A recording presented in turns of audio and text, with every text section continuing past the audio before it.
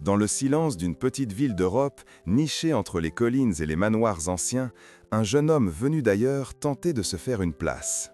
Il s'appelait Malick Diop. Originaire du Sénégal, il avait traversé les mers à la recherche d'une vie meilleure. À 27 ans, il travaillait comme gardien et chauffeur pour l'une des familles les plus puissantes de la région, les Morelli. Chaque matin, il ouvrait le grand portail en fer forgé du domaine. Chaque soir, il le refermait derrière lui, seul, dans la discrétion des domestiques qu'on ne remarque jamais.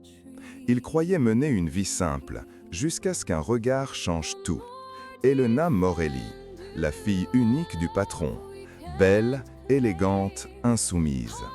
À 23 ans, elle vivait dans une cage dorée, prisonnière des attentes d'un père autoritaire et des traditions d'une famille obsédée par les apparences. Elle rêvait d'amour, de voyage, de vérité. Et un soir d'orage, alors que Malick tentait de fermer les fenêtres du jardin, leurs regards se sont croisés. Un seul instant. Mais ce fut suffisant pour qu'un monde s'écroule et qu'un autre naisse. Les jours suivants, Elena trouva 1000 excuses pour passer près du portail. Un sourire échangé, une phrase murmurée, une main frôlant une autre. Peu à peu, ce qui devait rester un simple regard est devenu un lien secret. Le soir, dans le vieux jardin du manoir, il se retrouvait à l'abri des regards. Malick lui parlait de son pays, du sable chaud et des couchers de soleil de Dakar. Et elle lui parlait de liberté, de ce qu'elle ressentait chaque fois qu'il prononçait son prénom. Un amour pur mais interdit. Car dans ce monde, certaines barrières ne se franchissent pas sans conséquences. Jusqu'au jour où Giovanni Morelli, le père, découvrit la vérité. Il entra dans le salon, furieux, le visage rouge de rage. « Elena, tu déshonores notre nom. Cet homme n'est pas des nôtres. » Les mots tombèrent comme des coups. Malick, debout, silencieux, serra les poings. Il aurait voulu répondre, défendre leur amour, mais dans cette maison, sa voix n'avait pas le droit d'exister. Elena cria, pleura, supplia son père, mais rien n'y fit.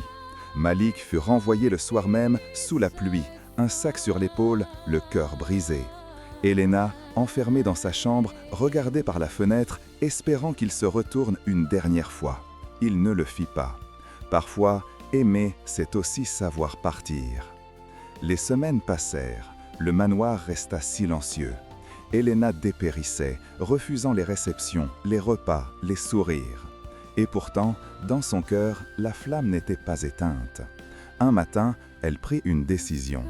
Elle laissa une lettre sur la table de son père. Une seule phrase. « Je choisis l'amour, même s'il me coûte tout. » Elle quitta le domaine, un sac sur le dos, sans se retourner. Dans la gare de la ville, Malick se préparait à partir. Le train siffla, la vapeur monta, et soudain, il la vit. Elena, essoufflée, trempée de pluie, les yeux pleins de larmes et d'amour. Ils se sont retrouvés, face à face, comme deux âmes fatiguées du monde. Sans un mot, elle prit sa main, et ensemble, ils montèrent dans le train. Sans savoir où il les mènerait, mais certains d'une chose, ils s'aimaient. Et cet amour, personne ne pourrait plus leur arracher. Dans un monde où les différences divisent, ils ont choisi d'aimer malgré tout. Car parfois, le plus grand acte de courage, c'est d'aimer ce que les autres jugent impossible. Amour défendu, la fille du patron. Une histoire où le cœur refuse de se soumettre à la peur.